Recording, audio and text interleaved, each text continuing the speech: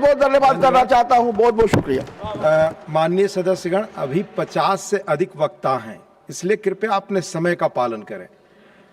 श्रीमान राजीव शुक्ला जी। धन्यवाद उपसभापति जी। हमारी निर्मला सीतारमण जी का नवा बजट है, मुरारी देसाई से एक बजट कम है, लेकिन पता नहीं क्यों इस बार के बजट में मज़ा नहीं आया।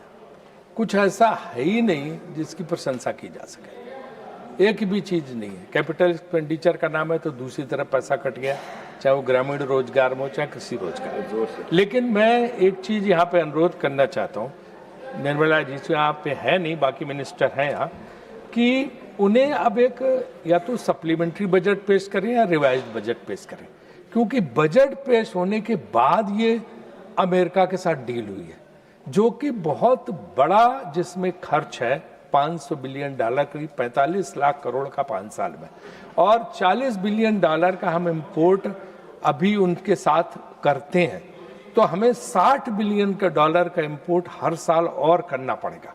तो ये जब लाखों करोड़ का 45 लाख करोड़ का इतना बड़ा मसला है, तो एक रिवाइज बजट आना चाहिए या सप्लीमेंट्री बजट इसके साथ होना चाहिए कि इस डील के बाद मिला के हम किस जगह पे पहुंचेंगे और बजट का क्या प्रारूप होगा, हमारा जो खर्च है एक्सपेंडिचर वो कहाँ जाएगा, किस हिसाब से।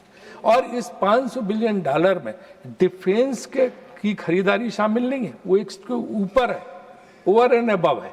तो इसलिए ये बहुत ही जो है गंभीर बात है। इसलिए मेरा ये मानना है कि इस बजट को रिवाइज्ड एक बजट देना चाहिए उनको। एक आदत बन गई है कि गलत बात को बार बार मीडिया से अच्छा बताओ, सारे प्रवक्ताओं को लगा दो, लाइन लगा दो और सब वो तारीफों के पुल बांधने लगे, तो कम से कम 100 बार कहोगे वही बात तो लोग सही मानने लगे। लेकिन असलियत तो नहीं है, असलियत ये नहीं है। आप असली बात को दबा देते हो जी, हैं? तो असली बात ये है कि मनमोहन सिंह जी के जमाने में जो है 3% से नीचे था, 2.92 टैरिफ। देखो बीच में डिस्टर्ब मत करो, क्या चीज है मुझे पता है। अभी पीएम खाना खाने गए हैं, टीवी देख नहीं रहे, कोई बात नहीं, आप सुनाई जाएगी आपके, है ना। और अटल जी के जमाने में उपसभापति महोदय, अटल जी के जमाने में 3% था, उनको भी इसका श्रेय जाता है। मुझे पता है इनके एक वक्ता कभी अटल जी का नाम तक नहीं लेते, कभी उनकी प्रशंसा नहीं करते। मैंने सारे भाषण सुने और नोट किए, एक बार भी अटल बिहारी वाजपेयी की प्रशंसा नहीं। क्या डर है इन्हें अटल जी की तारीफ करने में? अटल जी की क्यों, हम तो करते हैं नरसिम्हा राव की तारीफ ना, हम तो नरसिम्हा राव की तारीफ तो आगे बढ़िए। तो अटल जी के बारे में बोलने में इन लोगों को बहुत डर लगता है। चलो ठीक है, आपको ये है कि अटल जी के बारे में नहीं बोलेंगे, उनको श्रेय मिल जाएगा। लेकिन ये एक अजीब बात है, सरकार का जब मैंने तर्क पूछा तो मुझे तर्क ये दिया गया कि साहब बदले हुए जो ट्रम्प है, ट्रम्प 1 के जो ट्रम्प थे वो ठीक थे पहले वाले, अभी जो बदले हुए जिसमें 25% 50% था, अब अगर उन्होंने 18% ले लिया कर दिया है तो भैया इसी को अपनी उपलब्धि मानो। यही बहुत बड़ी चीज है कि 25 से 18 कर दिया, क्योंकि ट्रम्प बदल गए। अरे भाई ट्रम्प बदल गए तो आपने पहले ट्रम्प की इतनी जो है, ट्रम्प के साथ इतनी मित्रता, इतना दोस्ताना उनके लिए, भाई देखिए राधा मोहन जी शांत बैठिए ना, आप पीछे शांत बैठिए, आप बोलिए। आप तो रोकिए सर इनको ना, बीच में रिदम सबसे अनुरोध करते हैं, उधर से बोलते हैं, इधर से बोलते हैं, उधर से। सर सारे सदस्यों से अनुरोध करता हूं, कृपया सर मैं आपसे कमेंट ना करें प्लीज। जब आप जो है वहां पे बदले हुए ट्रम्प को, कि बदले हुए ट्रम्प जो ट्रम्प 2 के ट्रम्प जो है उनका एटीट्यूड बदल गया अचानक, इसलिए हमें 18% में बड़ी खुशी है। एक तरफ 18%, दूसरी 0%। तो 18 और 0 में कोई फर्क नहीं। अमेरिका 0% है, भारत को 0% टैरिफ पे, और अमेरिका को 18%। और उसमें भी धमकी है कि अगर आपने रूसी तेल खरीदा, मैं रोज देख रहा हूँ, जरा भी तुमने गड़बड़ की तो मैं फिर पेनल्टी लगा दूंगा। तो ये 18% भी कायम नहीं है। जितने दूसरे नेशंस हैं डेवलप्ड, लाइक इंग्लैंड पे 10%, जापान कोरिया पे 15%, मैं तर्क मान सकता हूँ कि वो जो है डेवलप्ड नेशन का उनका क्राइटेरिया अलग है। और जो है जो सेक्शन जो है 192 के उसमें कुछ एग्जम्पशंस हैं, लेकिन उन चीज़ों के एग्जम्पशंस हैं जो उनको ज़रूरत है। काफ़ी टी पे पहले ही से एग्जम्पशंस थे, उन्होंने दे रखे थे। तो इसलिए जो है हमारी जो इस चीज़ को बेस्ट डील बताना मैं नहीं समझता हूँ कि सही है, क्योंकि सारे अर्थशास्त्री जो सरकार की तारीफ में भी लिखते रहे, उन्होंने भी लिखा है कि ये डील जो है इस टिल्टेड टुवर्ड्स अमेरिका के पक्ष में है। तो इस पर मुझे लगता है कि सरकार अपनी बात सफाई देगी और बताएगी कि ऐसा क्यों है। मुझे याद है यूनाइटेड नेशंस में डेलीगेशन गया था, हमारे भाजपा के मित्र सब थे, यहाँ कुछ बैठे हैं, तो वहाँ पे ट्रंप का रिजल्ट आ रहा था, वो जीत रहा था और ये लोग इतना खुश थे कि वहाँ होटल जो था यूएन प्लाजा, वहीं से उन्होंने कहा मिठाई नहीं मिली तो केक खरीद के बांटने लगे कि अब ट्रंप आ गया, अब हमारी जय जयकार, हमारा बड़ा मदद होगा, बहुत अच्छा रहेगा। और आज उसने ऐसा केक खिलाया कि हम सब लोगों को पता चल रहा है कि क्या बुरा हाल हो गया। तो इसलिए हमें जो है इस बात का ख्याल रखना चाहिए, हमें इस बात का ख्याल रखना चाहिए कि किसी से भी गलबैयाँ करो तो जो कहते हैं ना उनका, वो कहते, अरे भाई उनका सुनो, अरे भाई उनका सर एक्स्ट्रा टाइम में लूंगा अगर ऐसे बोले। मैं आपको मैं रोक नहीं रहा हूं, मैं टाइम से इधर आप रोकते नहीं, मैं सबको रोक रहा हूं, उधर से करते हैं आप, राधा मोहन जी लगातार disturb, chair will go by time, गलत है आप प्लीज। तो इसलिए जो है उस पे भी तुर रही है कि रूस के तेल वाली। और दूसरी जो इम्पोर्टेंट बात है कि अमेरिकन कृषि मंत्री खुद ट्रंप साहब का जो ट्वीट है, व्हाइट हाउस की प्रवक्ता, उसने खुद कहा कि अमेरिका के बहुत बड़े फायदे में है, कृषि उत्पाद भी उसने बताए हैं और ये बोला है कि तमाम चीज़ों में हमें बहुत राहत मिली है।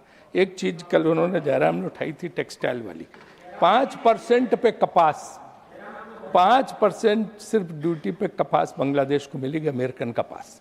और तो वो टेक्सटाइल इंडस्ट्री में जब उसका जो कपड़ा है वो कितना फ़ायदा करेगा देश को, उनको फ़ायदा, हम compete कर पाएंगे, हमारे ऊपर से 18% लगने पे।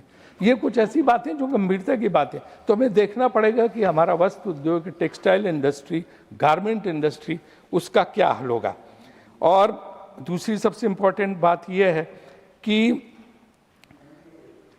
जो कंपल्सरी बाएंगे $500 बिलियन की, अब अगर हम रूस से तेल खरीदने को मजबूर हैं, कल हमने पूछा था, हमारी मीटिंग थी, तो उन्होंने बताया कि हम बहुत ज़्यादा रूस से तेल नहीं खरीदे, $2 बिलियन का खरीद रहे थे सब जगह, लेकिन अब वो कह रहे हैं वहाँ से कुछ मत खरीदो, आपको वेनेजुएला वाला तेल लेना पड़ेगा। वेनेजुएला का तेल जो है, एक तो ट्रांसपोर्टेशन कास्ट, क्या कल हमारी मीटिंग वो बोल रहे हैं स्टैंडिंग कमेटी की बात जो है ना, और ट्रम्प चाचा ने खुद बताया है ना, वेनेजुएला से आपको लेना होगा। तो आप बताओ वेनेजुएला से ट्रांसपोर्टेशन कास्ट क्या होगी, उतनी दूर से लागत क्या आएगी। एक ईरान, रशिया, उनसे तो बहुत ज़्यादा लागत होगी। दूसरा उनका crude oil, thick crude oil है, हमारी कौन सी रिफाइनरी उसको प्रोसेस कर पाएंगे। इंडियन ऑयल वाली तो कर नहीं पाएंगे, प्राइवेट कोई रिफाइनरी प्रोसेस कर से समझ में आता है। तो ये सारे एस्पेक्ट, इसमें मतलब तेल महंगा होगा, पेट्रोल डीजल और महंगा होगा, आप जान लीजिए। इससे मुझे ये बिल्कुल साफ साफ पता चलता है। दूसरे जानवरों का चारा उसमें शामिल है। अब जानवर वहाँ का कहते हैं जीएम क्रॉप वाला चारा आएगा, जो फॉडर जिसको बोलते हैं, तो हमारी गाय भैंसों का क्या हाल होगा अगर ये जो है जेनेटिकली बनाया गया चारा मिलेगा, तो क्या हाल होगा, उससे निकला वो दूध क्या होगा, क्या भगवान है आपका? वियतनाम का, इनके बाद पॉइंट ऑफ वियतनाम का, इनके बाद वियतनाम का कृषि उत्पादों पर 5% टैरिफ है। तो जो भारत को ऑर्डर मिलने थे तो हम 18% देंगे, वियतनाम 5% पे, तो बोलो क्या हाल होगा। सर ये मैं आपसे पूछना चाहता हूँ कि क्या हमारे किसानों को नुकसान नहीं होगा, 30,000 करोड़ का नुकसान होगा। हालांकि हम ये भी कहना चाहते हैं कि तमाम आइटम ऐसे हैं कि जिन पे नहीं है, उसमें सब जो है जैसे कि मिलेट हैं, ये हैं, तमाम चीज़ जो इसमें है, बाजरा वगैरह, तो वो जो एक ऐसी समस्या है कि देखना पड़ेगा कि उनका क्या नुकसान हो। आप कह रहे हैं कि भाई ट्रंप जो है, ट्रंप क्या कर रहे हैं हम क्या नहीं जानते। अब ये भी है, मैंने पढ़ा किसी अखबार में कि विदेश मंत्री से पूछो तो कहते हैं कॉमर्स मिनिस्टर से पूछो, कॉमर्स मिनिस्टर पूछो तो कहते हैं विदेश मंत्री से पूछें तो पूछें किससे, यही नहीं समझ में आ रहा है। अब किरण रिज्जू बेचारों से क्यों पूछें, उन्हें तो उनसे तो इसका कोई मतलब नहीं है। तो जवाब कौन देगा, जवाब कौन देगा, ये मैं कह रहा हूँ। तो मेरा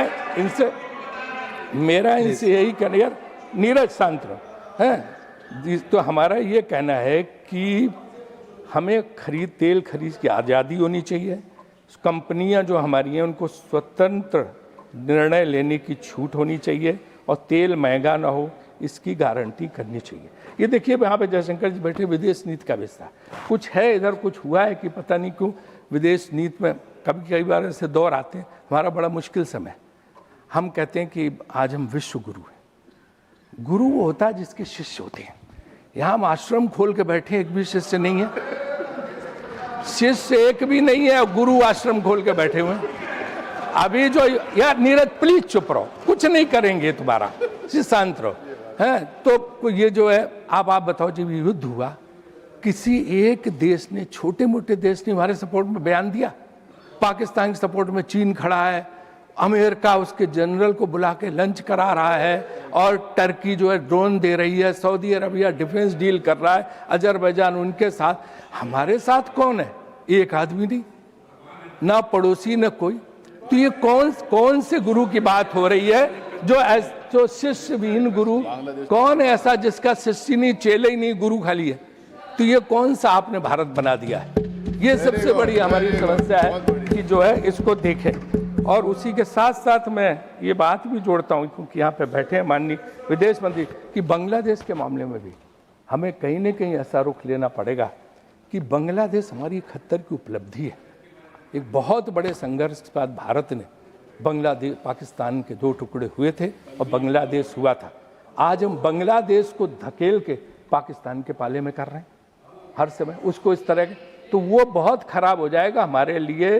पाकिस्तान तो चाहता है कि बांग्लादेश के साथ आ जाए, फिर उसका इस्तेमाल करे वहाँ से आतंकवाद बढ़ाने के लिए। ये बहुत बड़ी उपलब्धि इंदिरा गांधी के ज़माने में हुई थी, आप सबने साथ दिया था, अटल जी ने साथ दिया था, और तब उसके बाद जो है पूरे देश ने साथ दिया था। लेकिन आज बांग्लादेश को मत धकेलो, वहाँ पे परिस्थितियाँ डिफरेंट हैं, लेकिन उस चीज़ को समझना चाहिए।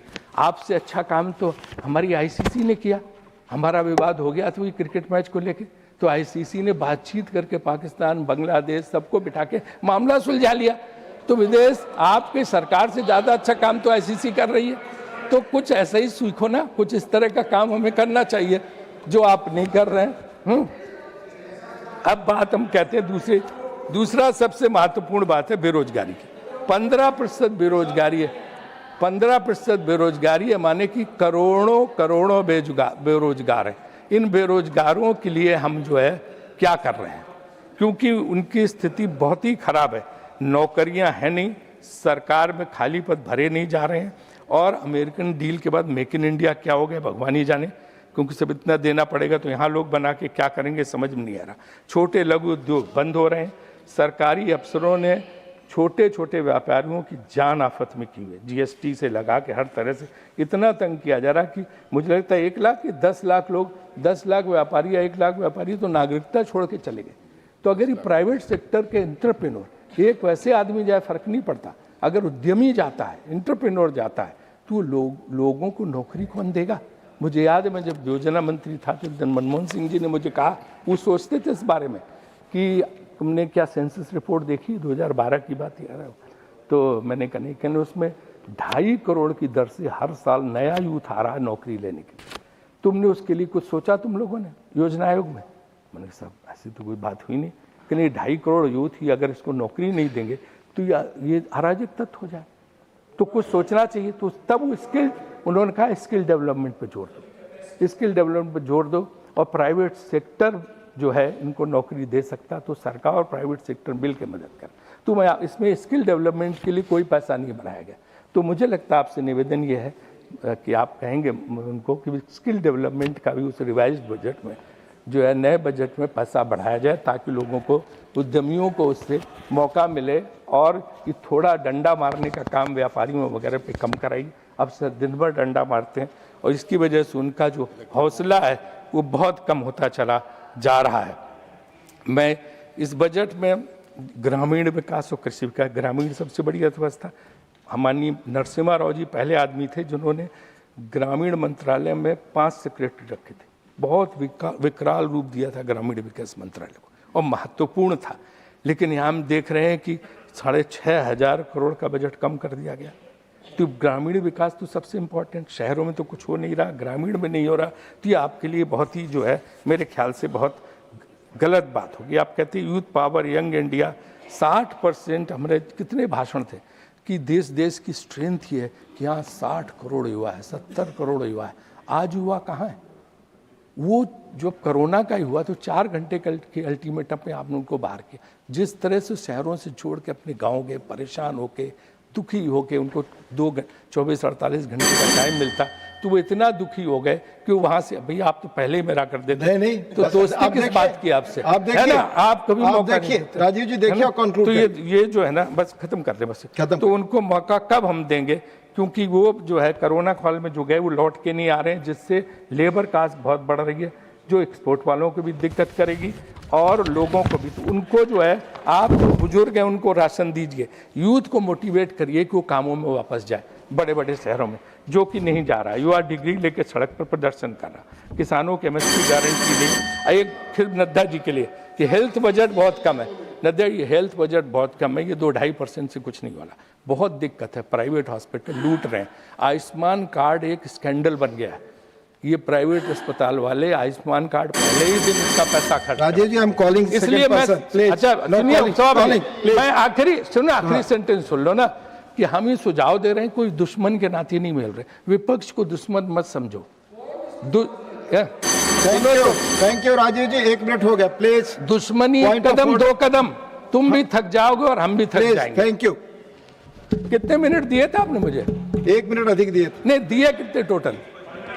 15 था, प्लस 1 16 आपने बोला, 15 था आपको। बताइए, बड़ा भारी हस्ती। ये मेरे बड़े हैं, मैं उनका सम्मान करता हूँ। एक स्पष्टीकरण देना चाहता हूँ पूरे हाउस को। स्किल की आपने बात करी, स्किल का बजट इस बार 6100 करोड़ से बढ़ा के 9885 करोड़ किया है, 62% बढ़ाया है। माननीय श्री साकेत गोखले।